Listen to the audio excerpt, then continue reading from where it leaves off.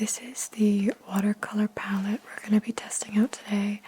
This is the Sennelier Aquarelle, I believe, the Pro Series. And I was very influenced by the packaging because I thought it kind of just looked like a little wooden barrel or something, or like those folding writer desks. It's got all these ridges and then they're embossing right on the center. And it's really kind of magical when you open it up because this pops open but also reveals a little drawer that's a paint palette underneath. And it came with a little wooden watercolor brush, which is a pretty basic size. It feels very, very soft, really nice. I think this is Raphael Precision number 0. So we'll definitely try that out too.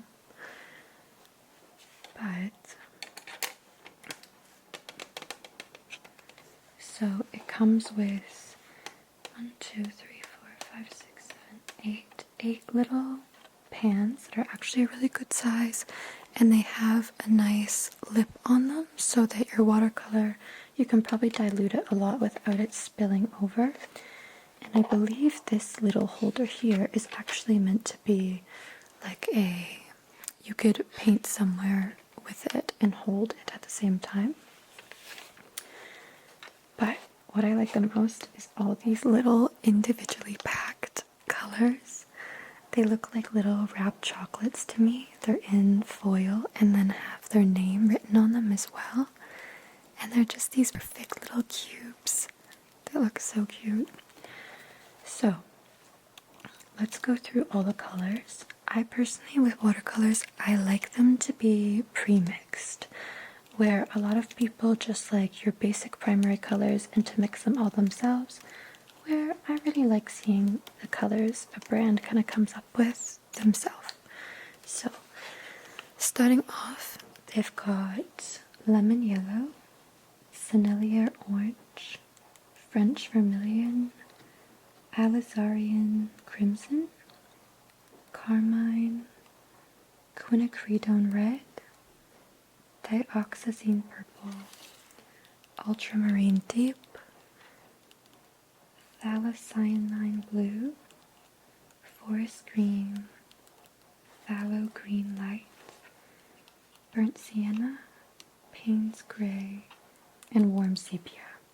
So you've got about your typical lemon, your yellow, your orange, about 3 reds, and then a pink.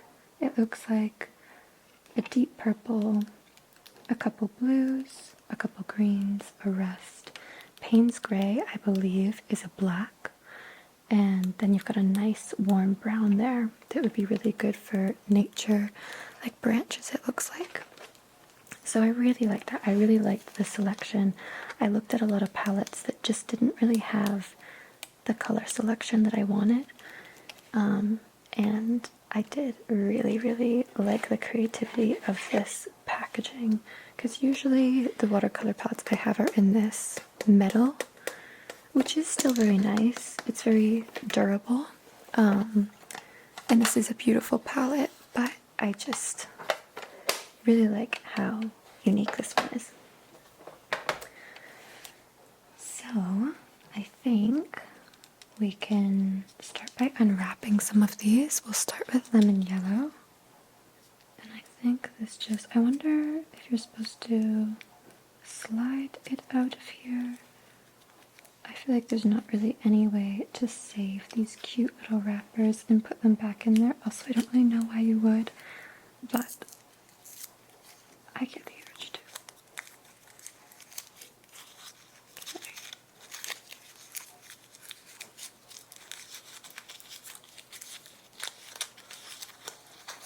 Oh, cute. Okay, they have their own little plastic pot, and I guess then you just pop that in there. Nice.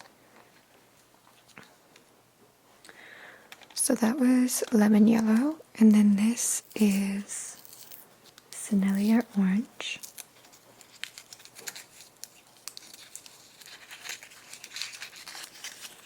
just a very bright, medium tone orange. Probably really good for mixing. This one, I'm sorry, you might be able to hear the rain in the background. This one is our French Vermilion. Yeah, that's a really nice, just basic red color. I like how glossy these are. Oh, something else that's really interesting is that the base of these paints is apparently made with honey.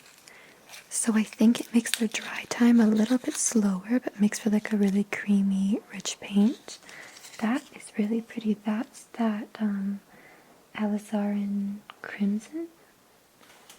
I really like that one. Now we're on to carmine. I believe I've heard that the color carmine is sometimes not used because it can be damaged by light pretty easily, but I think it is known as a quite pretty color. Yeah, that's a really beautiful red.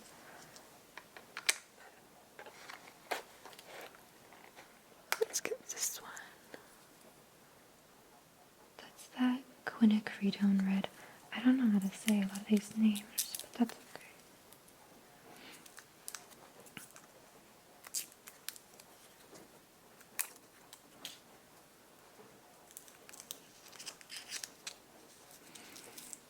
Uh-oh, that one's sticking a little bit.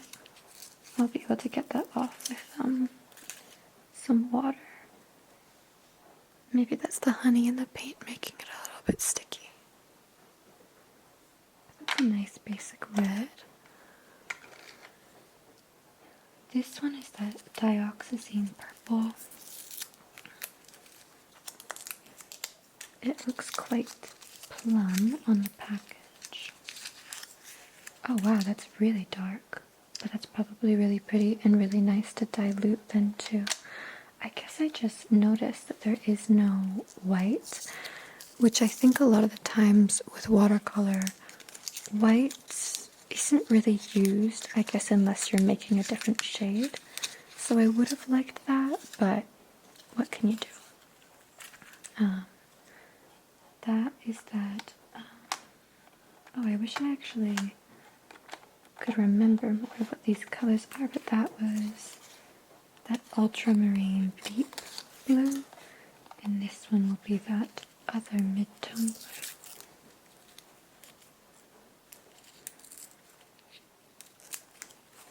I should probably keep their little labels for now until I remember them. Yeah, because I don't believe they say on here. They just have the number 326.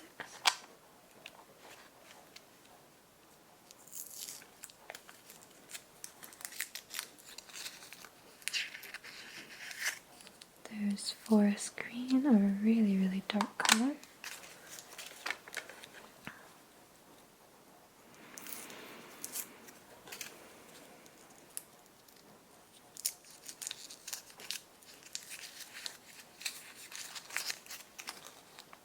And that's that phthalo green light.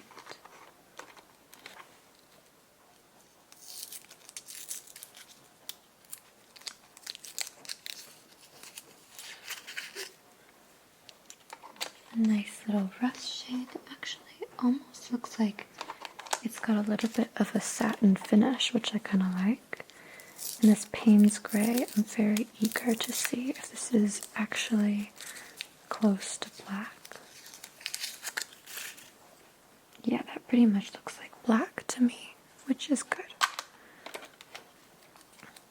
And lastly, we've got Warm Sienna, a nice chocolatey deep brown.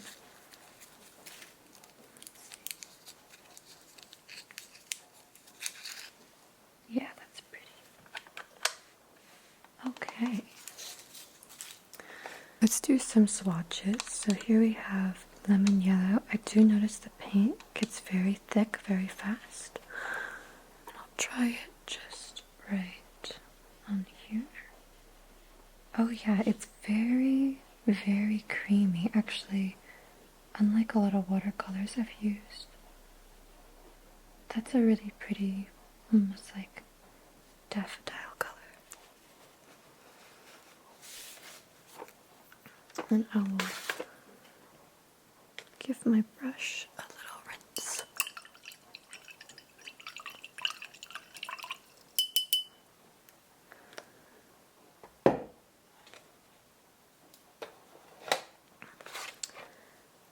Now let's dip into that Sennelier orange.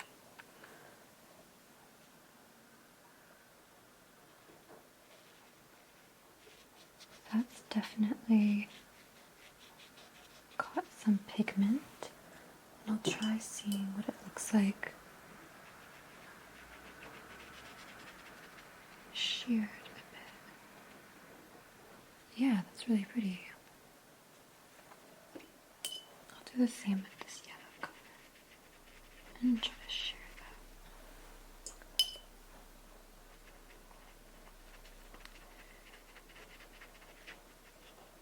They seem to be very pigmented,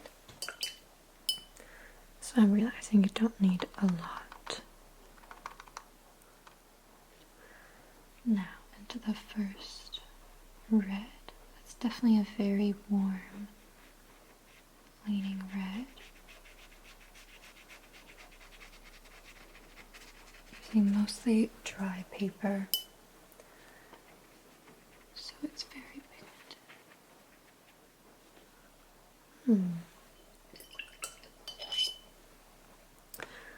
Now, is this? I forget what color this is. I think might be that quinacridone red, I think is what I'm going into. So now let's try that quinacridone red.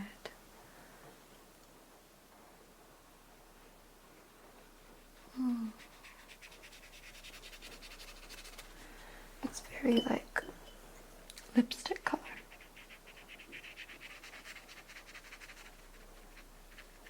Almost like a wine. I think that's probably my favorite one so far. Then into carmine.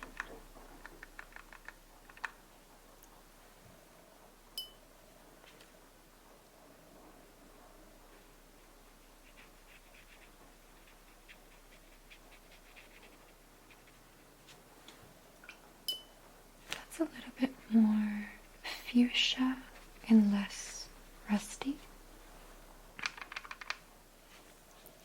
I'm already starting to forget the names.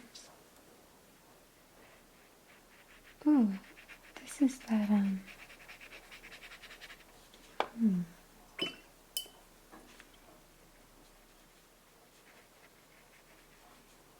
They definitely give you a really good assortment of warm colors here.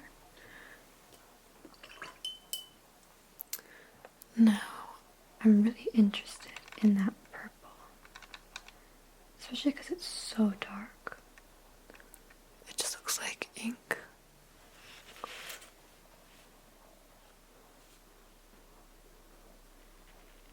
Oh wow.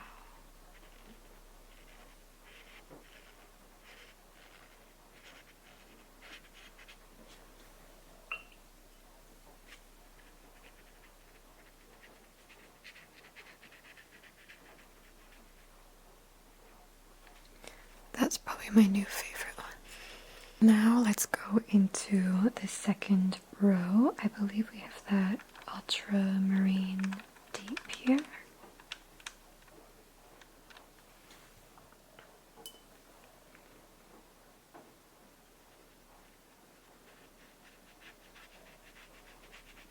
I think I need to be putting more water in these. I'm not used to watercolor that is this pigmented.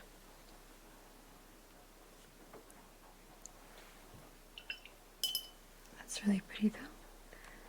And this one was that different blue that was a bit lighter.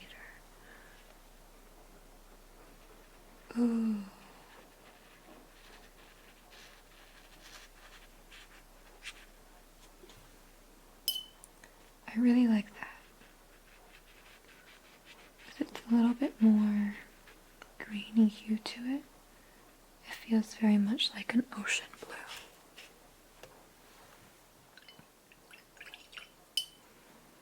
This is our forest green.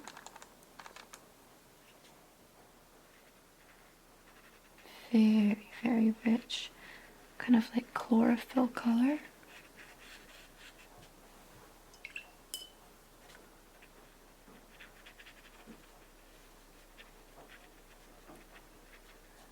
Yeah, I really like that. Now we've got that light green.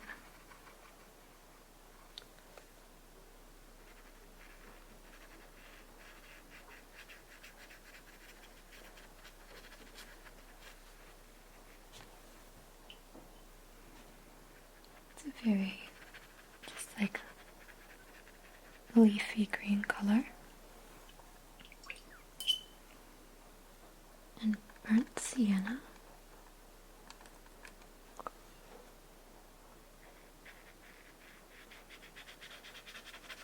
I think I need a little bit more color.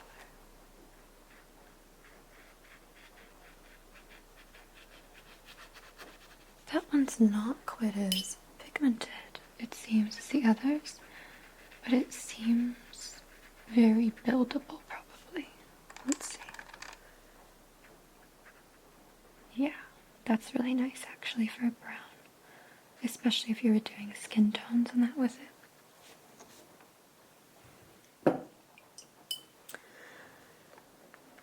This is our Payne's Gray, which I'm really eager to see if that turns out mostly black. I'm going to get it quite saturated. And let's see if that works. Yeah, that actually is a perfect black. And let's see, watering it out.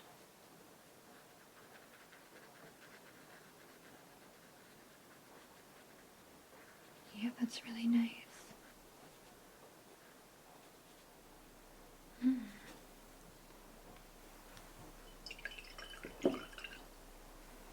And lastly, we have that warm sienna, which should just be a nice neutral brown.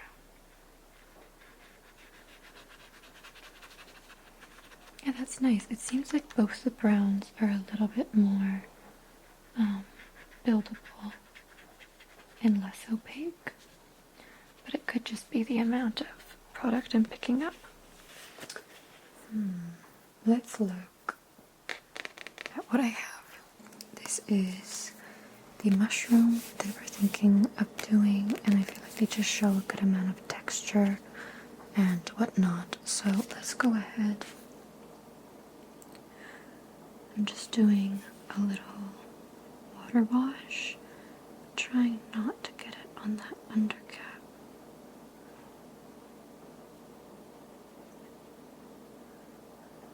Okay. I think sometimes you can kind of leave your highlights a little bit more dry. Like I know I want this to be a little bit more dry, but I can sort of fill in here. Now I think I'm just gonna go all over with this orange shade here and just get a nice little wash.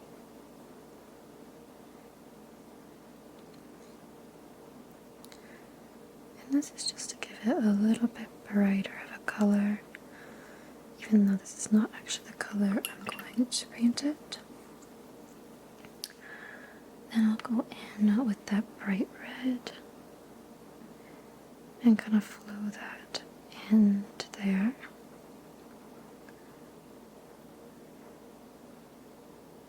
Just like so.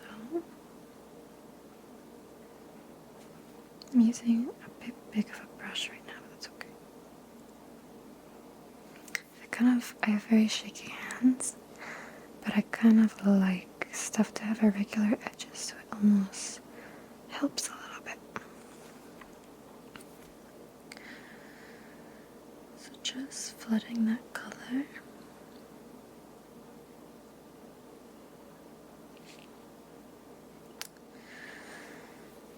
Now I'm going to take my darker, more burgundy shade and start dotting that in, especially around the edges or where I feel like this would be a little bit darker. It can be a little bit messy. Sometimes it's prettier when it's a bit messy.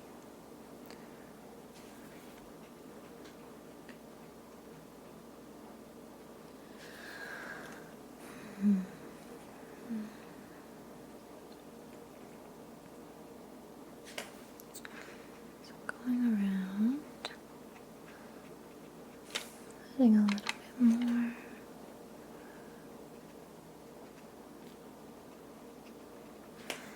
And then if I've lost some of that bright red, I'll go back in with a bit more of that.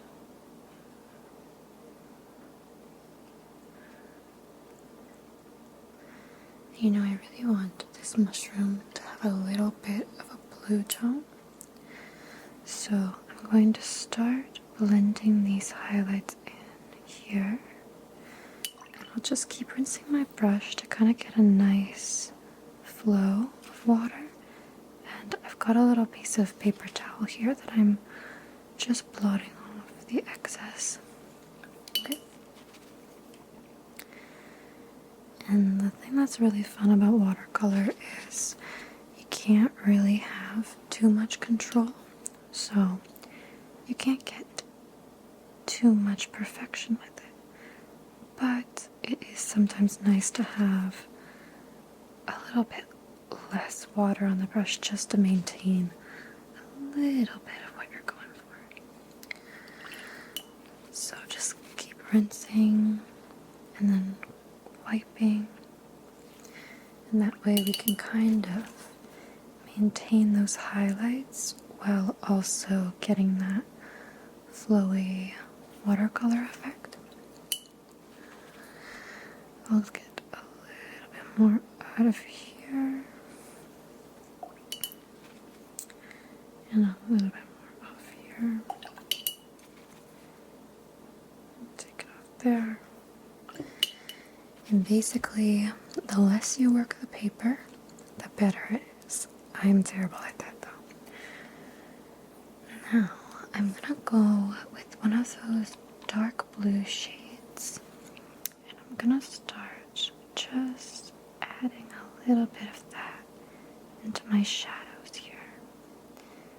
And that kind of gives you extra dimension you wouldn't get by just using red. And also kind of gives it a little bit of that poisonous look, which I kind of like. I like to make it a little bit of an Alice in Wonderland mushroom. So just keep dotting. Add a little bit more if you want for richer color. Get it around here. I haven't done watercolor in so long, and I like it because if I do other styles of art, I don't know when to stop. Whereas watercolor, it really kind of not tells you when to stop, but it's a lot easier to see when you're going to make it worse rather than better by overworking it. So that's kind of a nice little pointer. Now I'm gonna add a little bit of that bluey green just to give it a different tone. Put that in there. And I know right now that's not really blending in a ton, but that's okay. We can fix that later. I'm popping a little hint of green, especially where I feel like the shadow of the mushroom would be. Maybe adding a little more in here.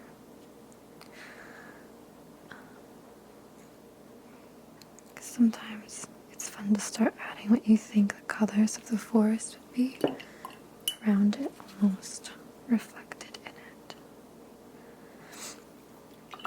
And now that I've done that, I'm going to go back in to our dark red shade, pop that around to kind of blend those colors in a bit more. I love that effect it does.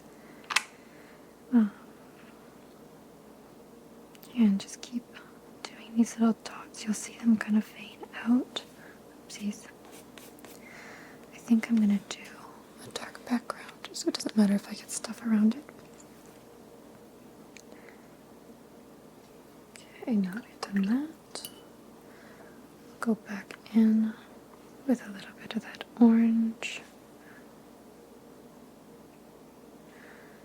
And sometimes your water or your painting starts to dry a little bit, so you can just add a little bit more water.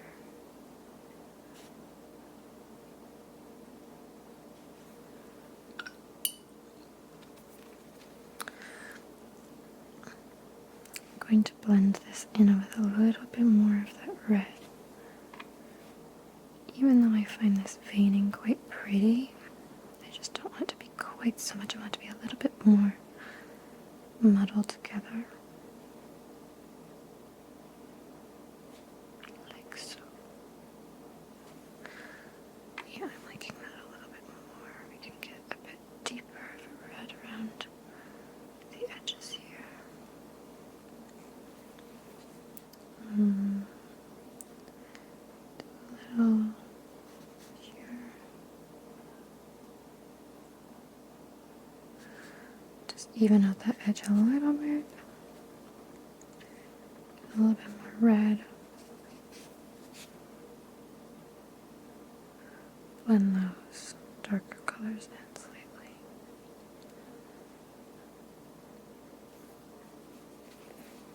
I think this is looking quite nice.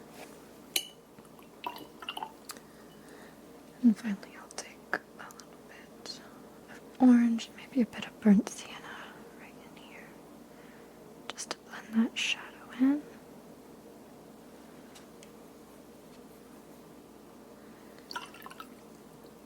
And I think for the highlight, I want the ever so slight blue cast. So I will water some blue right down in my little pan.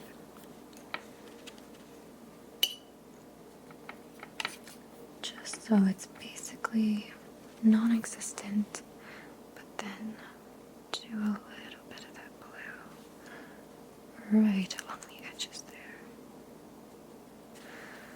And I can see that orange wants to flow into it. Just push it back a little bit with a dry brush. And sometimes something like this part is actually probably a bit better to do when it's dried off a bit, just so that you're not getting so much flowing action, which is not what we want, because I don't want that red really in there a ton. But I can still have a bit of it.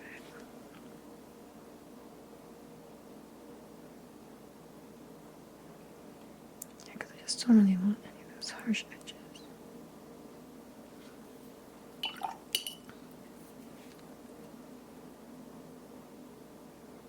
Push that back there again.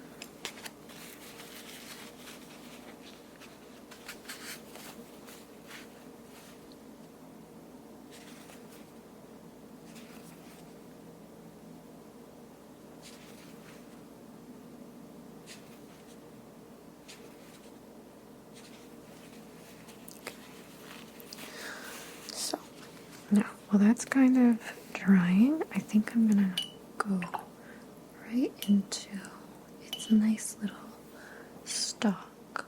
We'll do a little bit of water over here. Just give it a little wash. Like so. And I will take a bit of that warm sienna and water it down just so I can get a nice little color. Just basically giving that a little wash.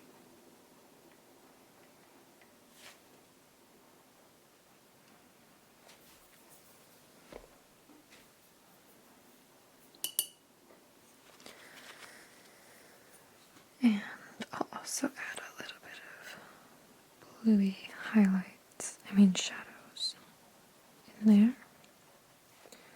Just because I think I want that to be sort of the undertone to cool it up a little bit.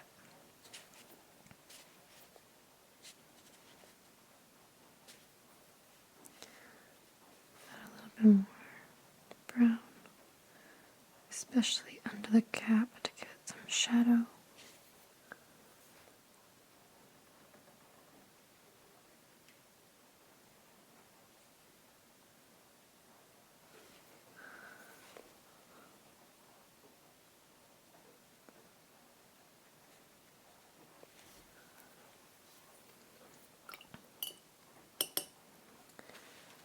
Now I'm mostly going to let this dry so I can add some detail.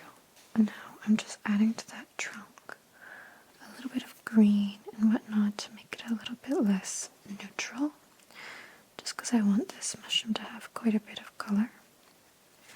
That forest green is definitely a very pretty color. I think maybe a bit of burnt sienna as well. Just in there, warm it up a bit. I've blend that green in. Maybe even a little bit of yellow.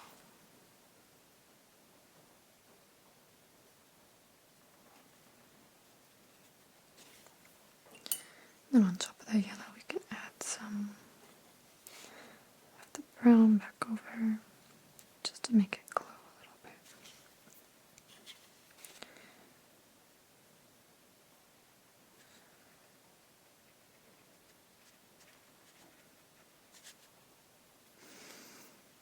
Add a little bit of blue, give it some nice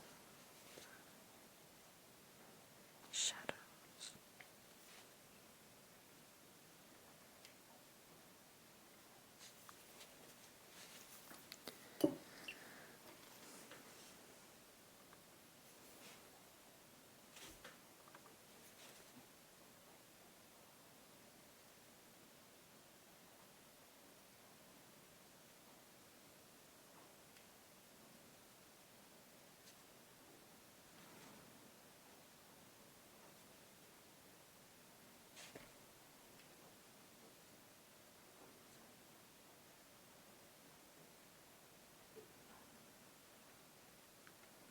It can be really fun as well to kind of add little dots.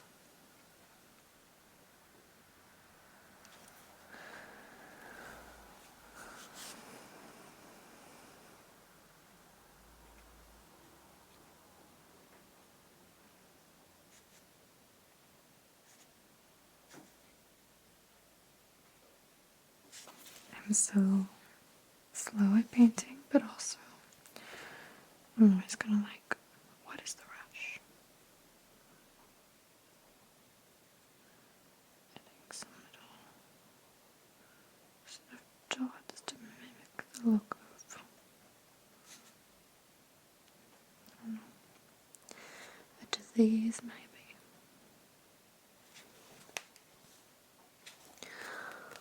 Okay, that's looking quite muddy, but that's okay. It's a mushroom, that's natural. I'm gonna go back into that green. Add some more little dots of that in there.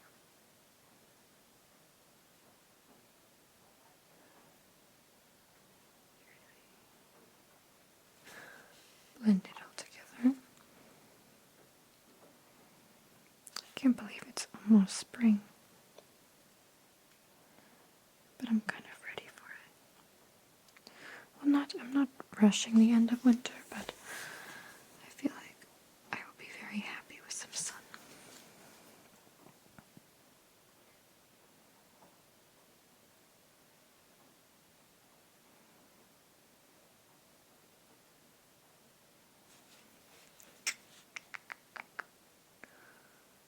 Adding a little bit more in here.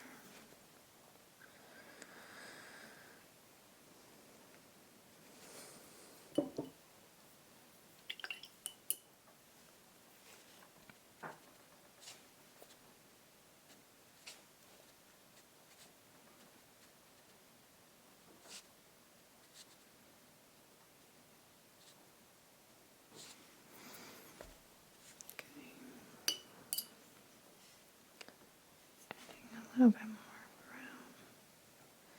Just going to darken this up a bit and let this all bleed together.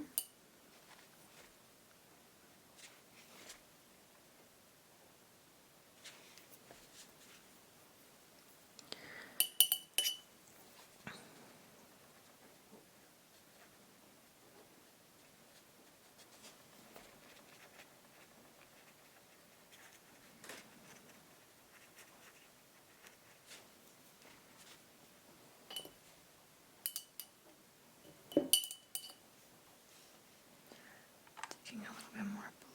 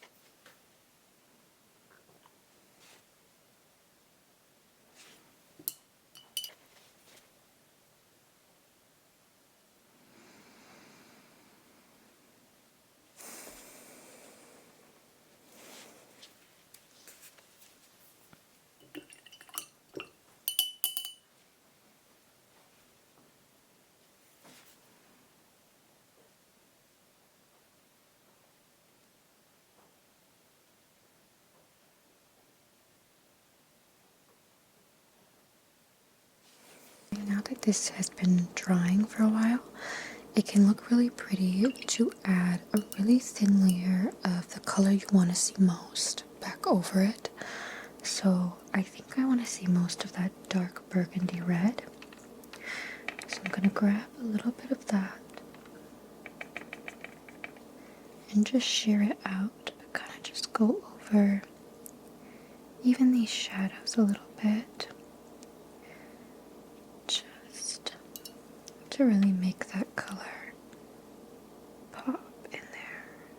And it doesn't have to be a thick layer or anything, but it can kind of also help blend everything together. So just going over.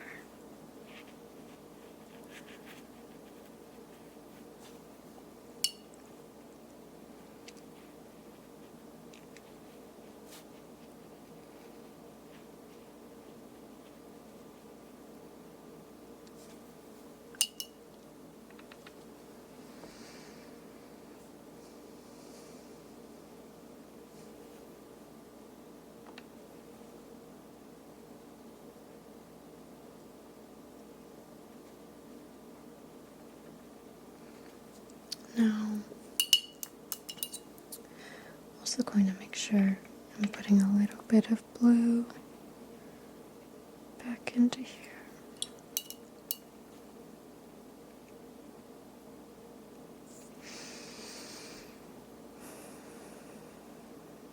Okay.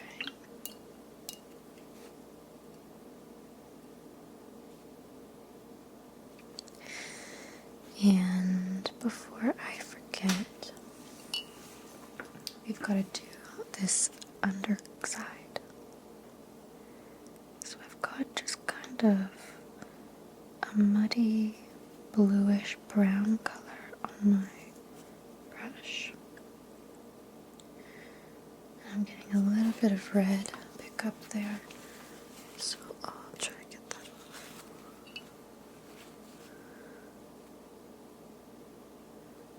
it's really a big deal, but sometimes I do this and I just add more and more. I think people usually use something called masking fluid, and that way you can kind of not have to worry about so much control. But we don't have that. Okay, we'll go under here a little bit more. Just get that brown color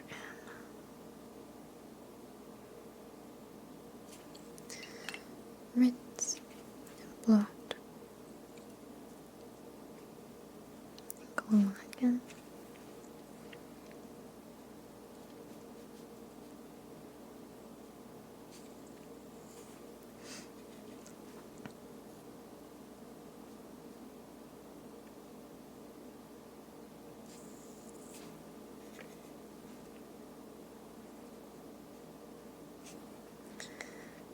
Add a little bit more of that color to here.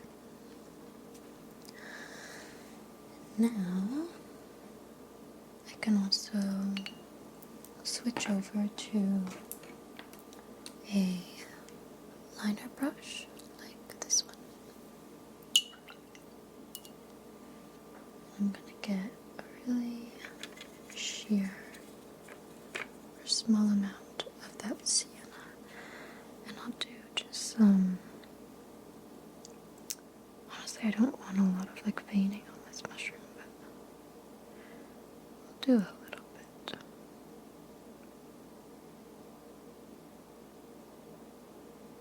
I think I want that to be a little bit more blue too, so I'm going to mix that brown with a little bit of blue, just because I want it to be a cooler tone.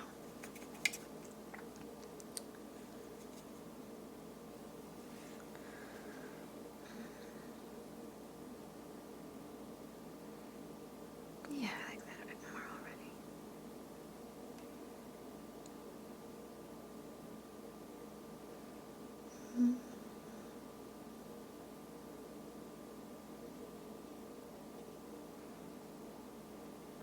It's hard because I barely really want these here, so I think I'll probably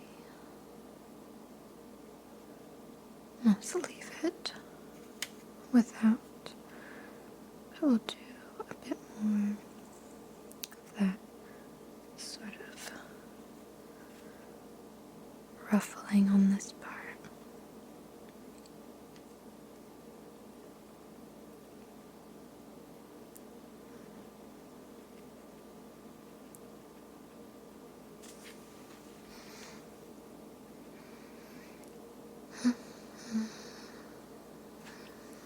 And I think the underside of that cap needs to be a tiny, tiny bit blue as well. Just to fit in here.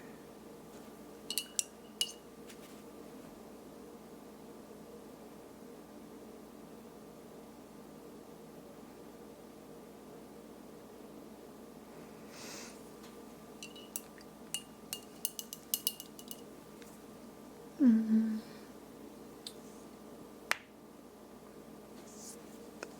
I just want a little bit more shadow right under here, like so.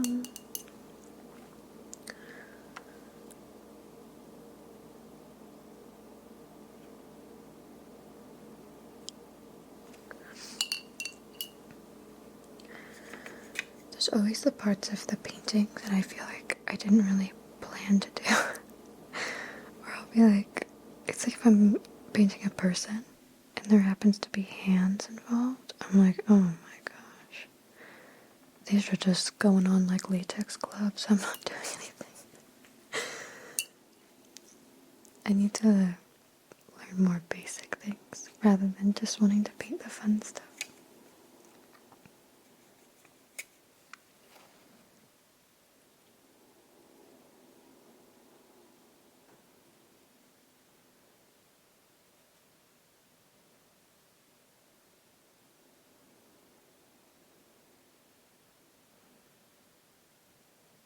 There we go. Add a little bit more lines in here. Just a tiny bit.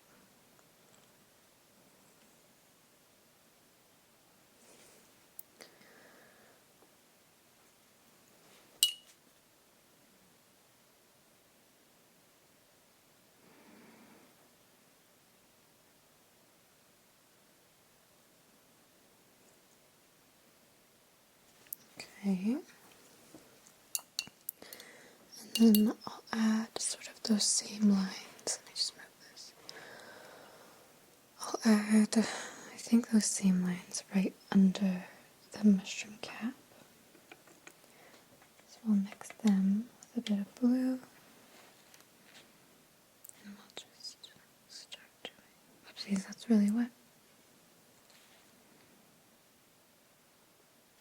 Oh, this must still be wet in here. Okay, I'll leave that for a second. Since this is bone dry, we're at the stage of adding those fun little white dots.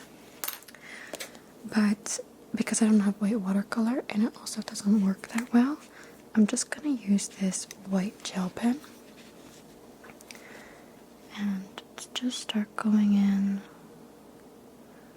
and drawing those little irregular, kind of like spores. I don't actually quite know what those are.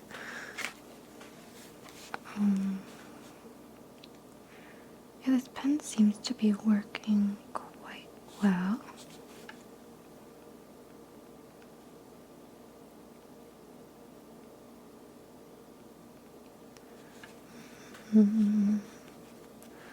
Let's add a little bit right in here.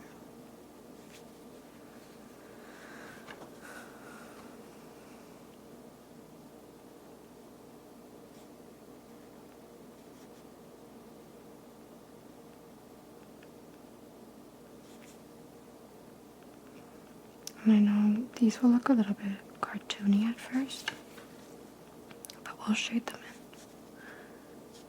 It's always hard to know how many to add, because sometimes these mushrooms have a ton of these little things. This is like the least edible looking mushroom out there.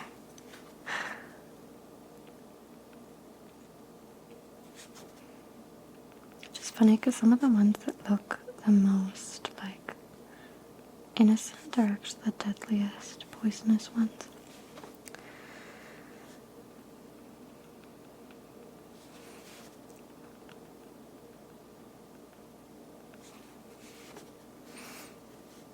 I can't wait till it's chanterelle season again. Last year it was just so good, and I made so many pastas. I feel like these are looking so symmetrical, and I'm not liking that. I just don't know how to fix it, so we're just gonna keep adding more. I think sometimes that can help things. I just simultaneously feel like I'm ruining it, but that's okay. Just keep dotting them all. Little ones and big ones. And I feel like we're getting there.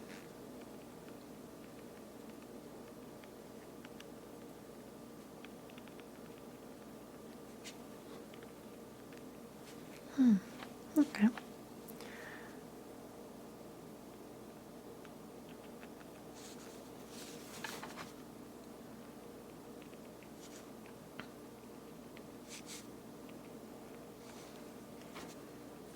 I see.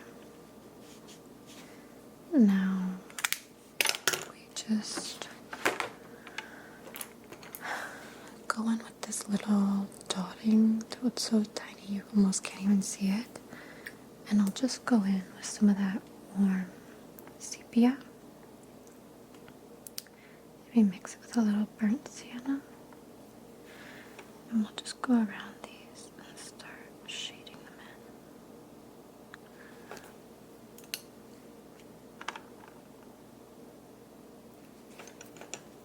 in. And that'll kind of help tie them to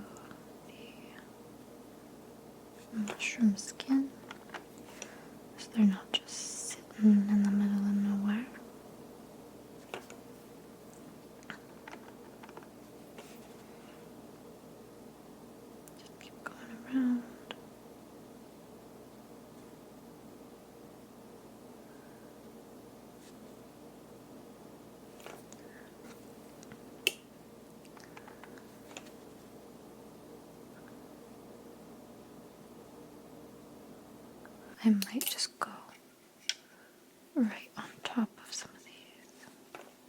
That was a little bit much, but just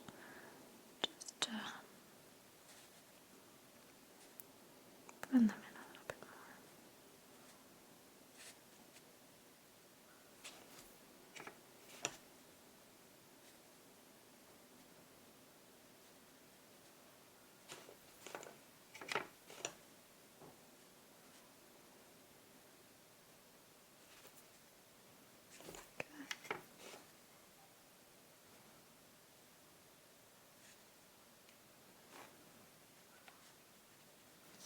Okay, so those are pretty blended.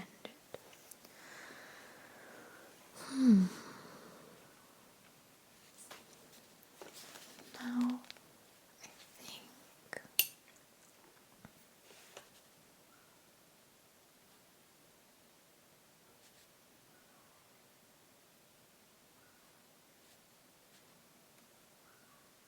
I can hear someone's dog barking.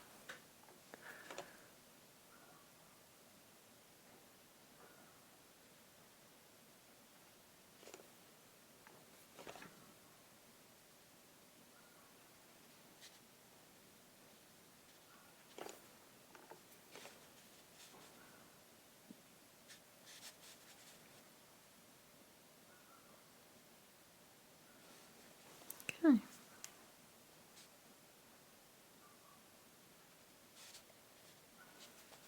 Add a little bit more into here. Now, I think I want to I'm debating whether I leave it like this on white paper or I do what I just sort of tested over here and do a background like this. I mean, it is very cute like this. But you know what? This is a day for experimentation. So let's take this bigger brush. And let's hope I don't just ruin this, which is often my style. Okay. So now we're going to just wet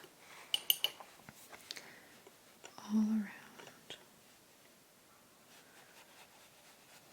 Make a nice halo.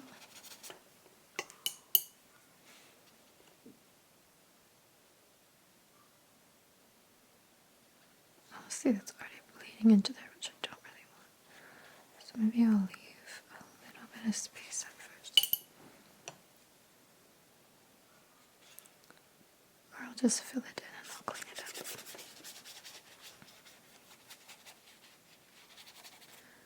Okay. Now, to underpaint, we're going to start by adding yellow around here, especially because that's going to complement the the red.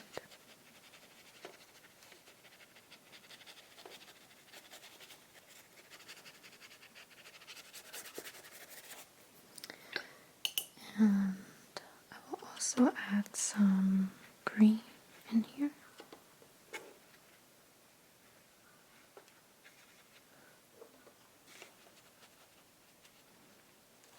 Just little splotches.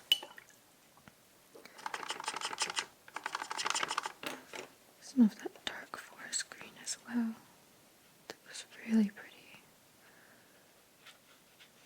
Just getting that nice halo effect. I definitely want some red in there.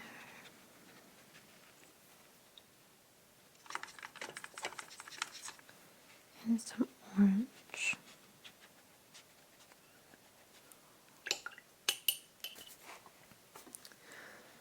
And some nice blue. We'll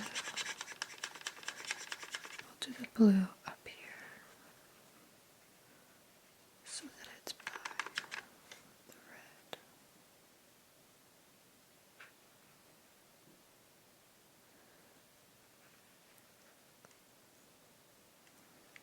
I'm guessing I'll have to do this background in a couple layers.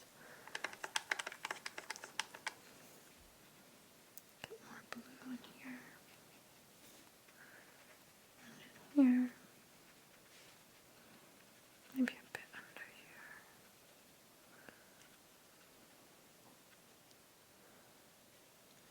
Like that. And the closest to that trunk I'll do in red. Just because it is already kind of blue and I don't want it to blend.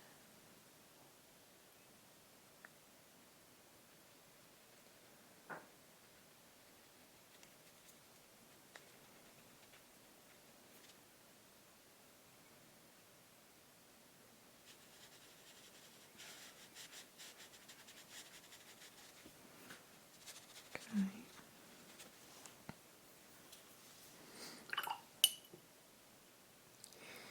Slowly coming together.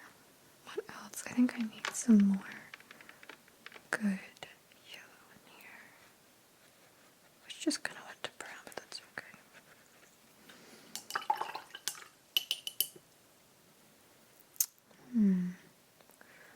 And I'll do a little more green right close to the mushroom.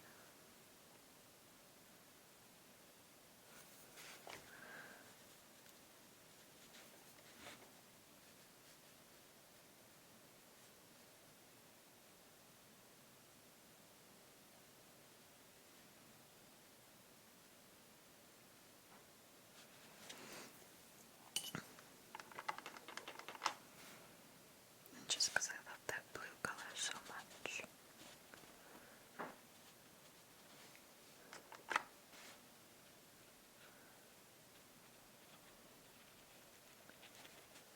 Okay.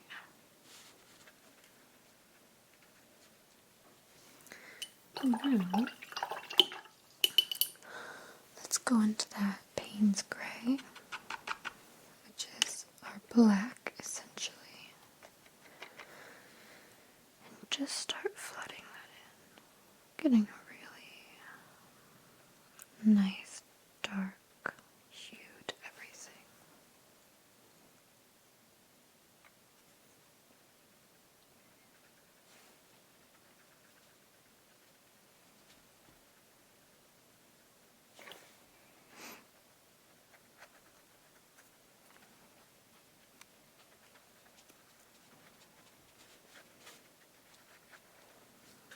I do like that it's mixing with the green. Let's do some right over the red.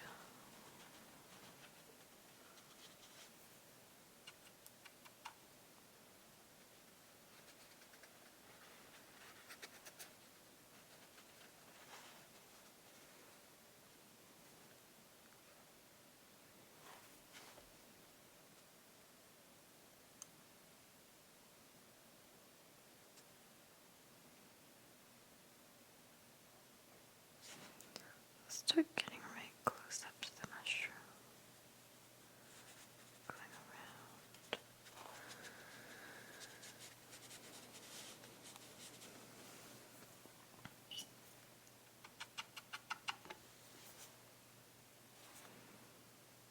Getting right in here.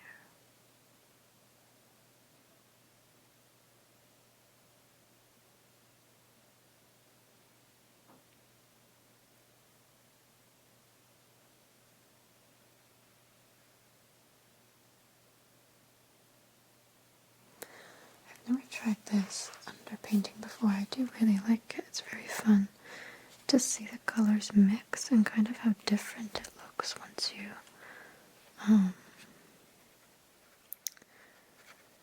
put black over anything.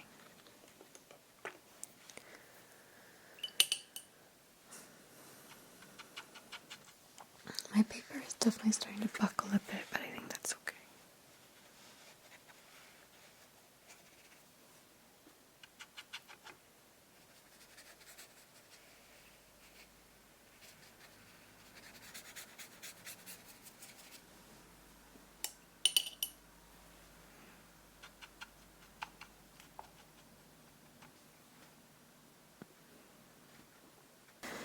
I definitely like the background more now that it's dry, but I want to add just a little bit of detail with this pen.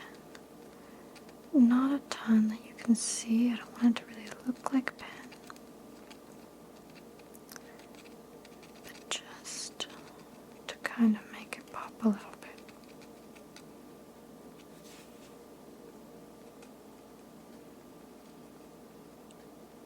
Kind of just putting it right in the darkest point.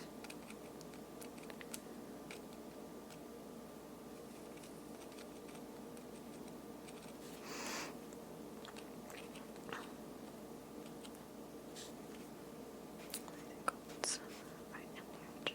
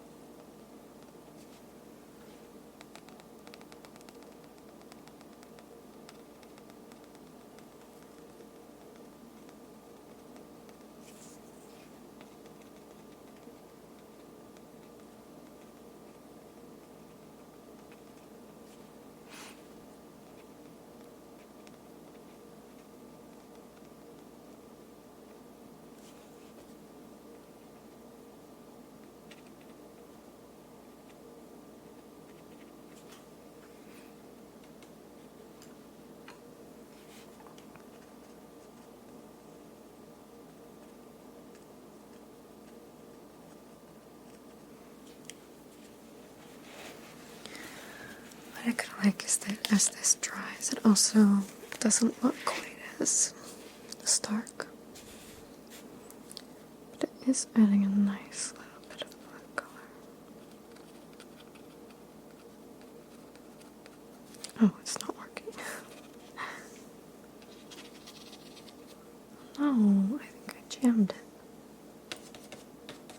Okay, now it's fine.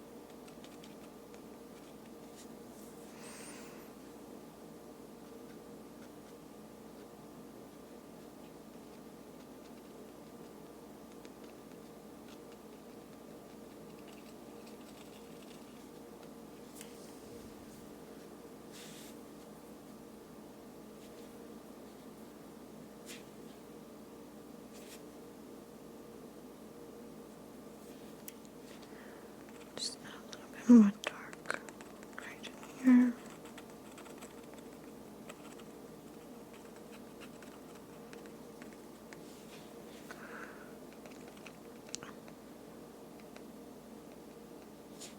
This is turning into one of these paintings where I'm like, okay, step, step.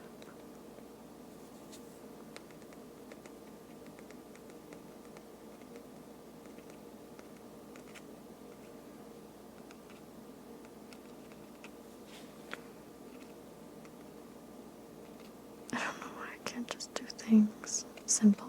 Be like, okay, that's good. It's like, unless I make it hard for myself, something's wrong. It wouldn't be me. Alright. Just some more little black dots here and there.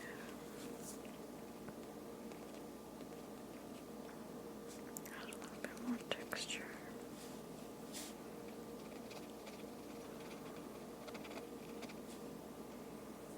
Mm-hmm. I think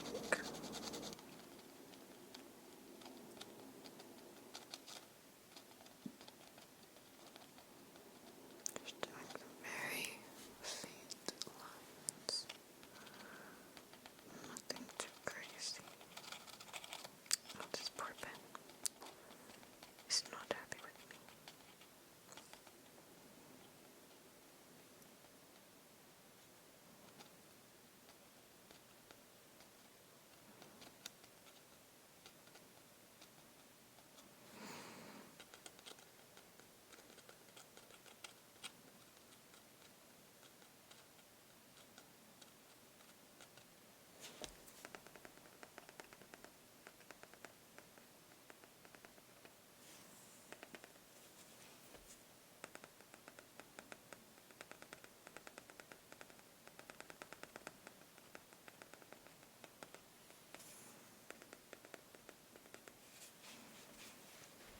Okay.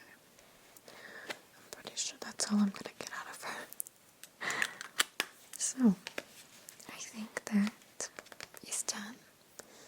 And that is how you do a little dark watercolor mushroom. Our palette is definitely taking a good beating. She's been broken in. But I was really happy with how it worked. There was never a time that I was like, oh, I wish these were formulated different. That's definitely the best watercolors I've used yet. But I also have usually only used kids' ones. But yeah, I hope you learned something and maybe can decide better on a watercolor palette or